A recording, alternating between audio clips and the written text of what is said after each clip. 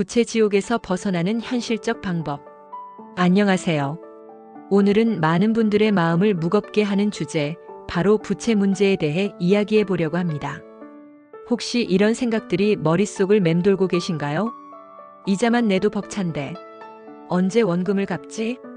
매달 최소 금액만 내고 있는데 빚이 전혀 줄어들지 않아. 또 새로운 대출로 기존 빚을 막고 있어. 만약 지금 고개를 끄덕이고 계신다면 이 영상이 여러분에게 정말 큰 도움이 될 거예요. 저는 지금까지 수많은 부채 탈출 사례를 분석해 왔습니다. 그리고 실제로 빚에서 벗어난 사람들의 공통점을 찾아냈어요. 오늘 여러분께 말씀드릴 내용은 책에서만 볼 수 있는 이론이 아닙니다. 실제로 효과가 검증된 현실에서 적용 가능한 구체적인 방법들이에요. 30분 후 여러분은 손에 구체적인 실행 계획을 쥐고 계실 겁니다. 그럼 지금부터 시작해 볼까요? 1장 부채의 진실. 왜 빚에서 벗어나지 못하는가? 먼저 부채 지옥이 어떻게 작동하는지 이해해 봅시다. 사실 대부분의 사람들이 빚에서 벗어나지 못하는 이유는 생각보다 단순해요. 바로 복리의 마법이 우리에게 불리하게 작용하고 있기 때문입니다. 구체적인 예를 들어볼게요. 신용카드 잔액이 500만 원이고 연 이자율이 24%라고 가정해 보겠습니다. 매달 최소 금액인 10만 원만 낸다면 어떻게 될까요? 첫 달에 이자만 10만 원이 나와요. 그러면 원금 상환은 0원입니다. 둘째 달에도 마찬가지로 500만 원의 빚은 그대로 남아 있어요. 이런 식으로 가면 원금은 전혀 줄어들지 않습니다. 그런데 문제는 여기서 끝이 아니에요. 우리에게는 심리적 함정들도 있거든요. 첫 번째, 최소 금액 함정입니다. 일단 최소 금액만 내자라는 생각 말이에요.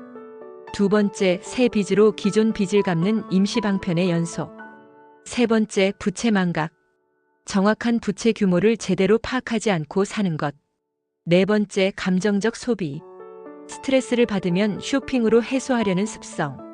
이런 패턴들이 반복되면서 부채는 눈덩이처럼 불어나는 거예요. 하지만 여기서 희망적인 소식이 있습니다. 이 메커니즘을 이해했다면 이제 이를 역으로 이용할 수 있어요.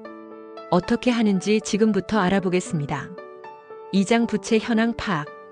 적을 알아야 이긴다. 부채 탈출의 첫 번째 단계는 정확한 현황 파악입니다. 많은 분들이 이 단계를 건너뛰는데 이는 지도 없이 길을 찾으려는 것과 같아요. 지금부터 부채 리스트를 만드는 방법을 알려드릴게요. 각 부채별로 다음 정보들을 정확히 기록하세요. 채권자 이름, 현재 잔액, 월 이자율과 연 이자율, 최소 월 상환 금액, 남은 상환 기간. 그 다음에는 우선순위별로 분류해 보세요.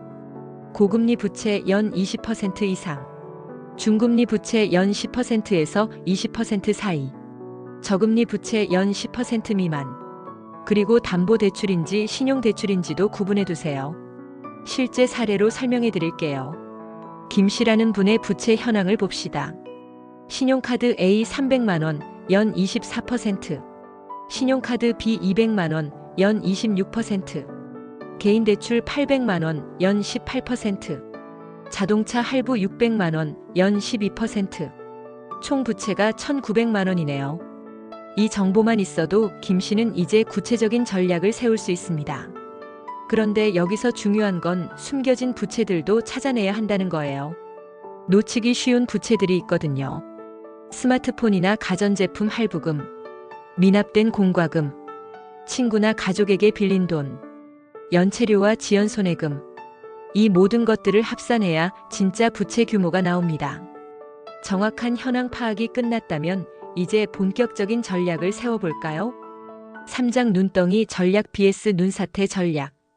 이제 본격적인 부채 상환 전략을 알아보겠습니다. 세계적으로 검증된 두 가지 방법이 있어요. 첫 번째는 눈덩이 전략, 영어로는 스노볼 메서드라고 합니다. 이 방법은 작은 부채부터 완전히 해결하는 방식이에요.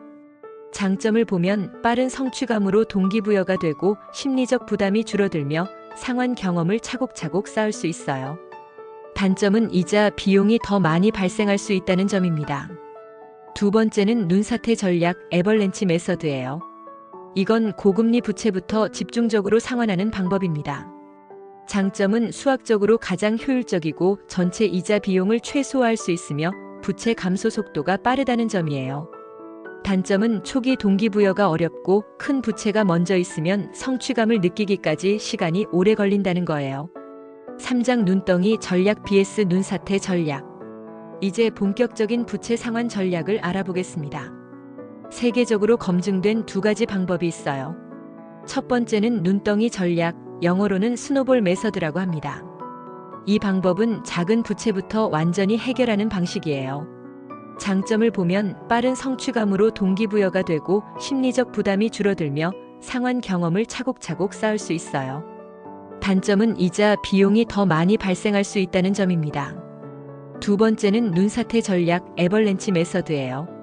이건 고금리 부채부터 집중적으로 상환하는 방법입니다. 장점은 수학적으로 가장 효율적이고 전체 이자 비용을 최소화할 수 있으며 부채 감소 속도가 빠르다는 점이에요. 단점은 초기 동기부여가 어렵고 큰 부채가 먼저 있으면 성취감을 느끼기까지 시간이 오래 걸린다는 거예요. 그럼 어떤 방법을 선택해야 할까요? 눈덩이 전략을 선택하세요. 만약에 본인이 의지력이 약하다고 생각하시거나 작은 성공이 필요하시거나 부채 관리가 처음이라면 말이에요. 눈사태 전략을 선택하세요. 수학적 효율성을 중시하시거나 의지력이 강하시거나 고금리 부채가 많다면 이 방법이 좋습니다. 앞서 말씀드린 김 씨의 사례로 설명해 드릴게요.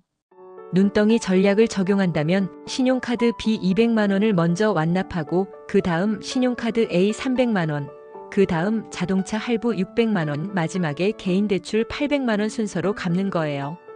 눈사태 전략을 적용한다면 연 26%인 신용카드 B부터 집중 상환하고 그 다음 연 24%인 신용카드 A, 그 다음 연 18%인 개인 대출, 마지막에 연 12%인 자동차 할부 순서로 갚는 것입니다. 둘 다 좋은 방법이니까 본인 성향에 맞는 걸 선택하시면 됩니다. 그럼 어떤 방법을 선택해야 할까요? 눈덩이 전략을 선택하세요. 만약에 본인이 의지력이 약하다고 생각하시거나 작은 성공이 필요하시거나 부채 관리가 처음이라면 말이에요. 눈사태 전략을 선택하세요. 수학적 효율성을 중시하시거나 의지력이 강하시거나 고금리 부채가 많다면 이 방법이 좋습니다. 앞서 말씀드린 김 씨의 사례로 설명해 드릴게요. 눈덩이 전략을 적용한다면 신용카드 B 200만 원을 먼저 완납하고 그 다음 신용카드 A 300만 원, 그 다음 자동차 할부 600만 원, 마지막에 개인 대출 800만 원 순서로 갚는 거예요. 눈사태 전략을 적용한다면 연 26%인 신용카드 B부터 집중 상환하고 그 다음 연 24%인 신용카드 A, 그 다음 연 18%인 개인 대출, 마지막에 연 12%인 자동차 할부 순서로 갚는 것입니다. 둘 다 좋은 방법이니까 본인 성향에 맞는 걸 선택하시면 됩니다. 4장 소득 증대와 지출 최적화. 부채 상환 속도를 높이려면 들어오는 돈을 늘리고 나가는 돈을 줄여야 해요. 양쪽 모두 공략해 보겠습니다. 먼저 소득 증대 전략부터 봅시다. 단기적으로 소득을 늘리는 방법들이에요.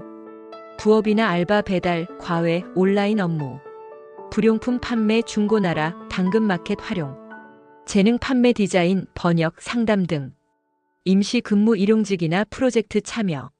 실제 사례를 하나 들어드릴게요.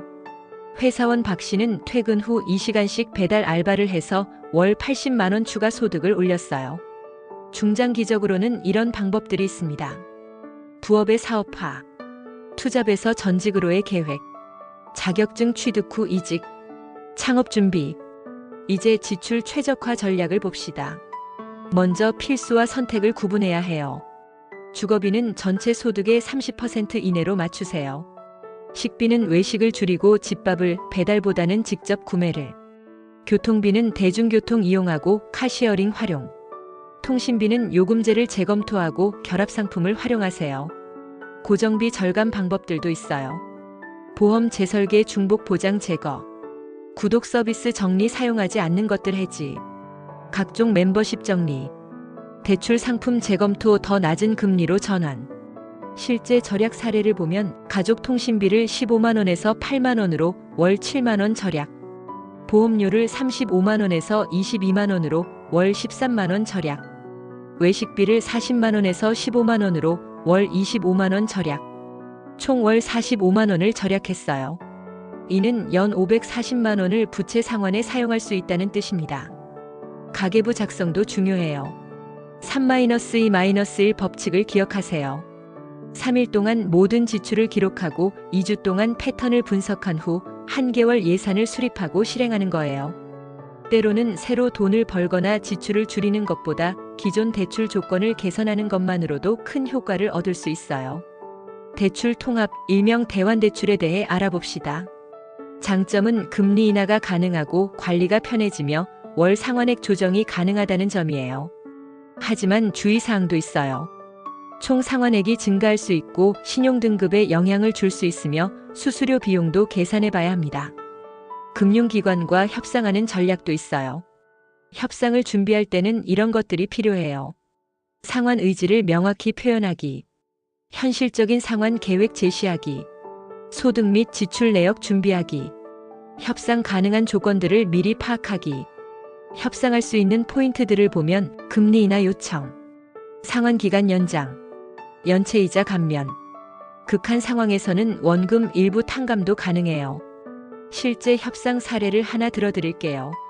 이 씨는 신용카드사와 협상을 통해서 연 24%를 15%로 금리를 인하받았고 12개월 거치 기간도 확보했으며 연체료도 50% 감면받았어요.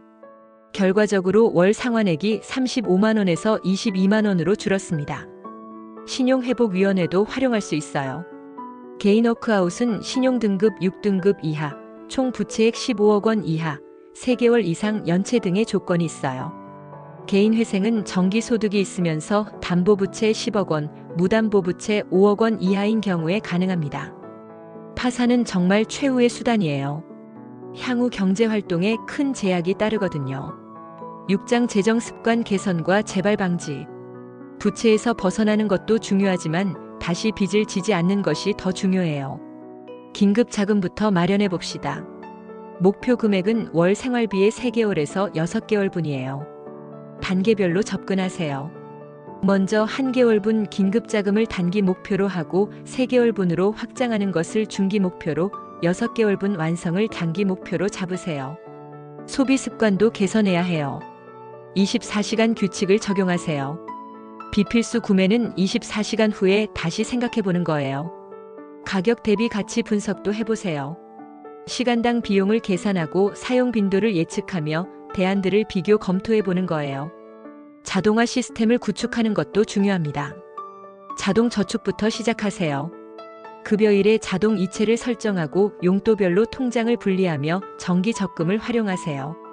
자동 투자도 고려해 보세요. 소액으로 분산 투자하고 장기 적립식 펀드나 연금 저축을 활용하는 거예요. 자동 부채 상환 시스템도 만들어 두세요. 정해진 날짜에 자동 이체되도록 하고 추가 상환금은 별도로 관리하며 상환 진행률을 꾸준히 추적하세요. 마무리 및 실행 가이드 2930-3000. 희망적이고 격려하는 톤으로 마무리. 오늘 우리가 함께 배운 내용을 정리해 보겠습니다. 1단계 정확한 부채 현황 파악하기. 2단계 눈덩이 또는 눈사태 전략 선택하기. 3단계 소득 증대와 지출 최적화 실행하기. 4단계 대출 재구조화 검토하기. 5단계 재발 방지 시스템 구축하기. 성공의 핵심은 일관성입니다. 완벽한 계획보다는 지속 가능한 실행이 훨씬 중요해요. 마지막으로 꼭 기억해 주세요. 부채 탈출은 마라톤이지 단거리 경주가 아닙니다. 작은 진전이라도 매일 한 걸음씩 나아가면 반드시 목표에 도달할 수 있어요. 오늘부터 시작하세요. 미루지 마세요. 여러분의 재정 자유를 진심으로 응원합니다. 시청해 주셔서 정말 감사합니다.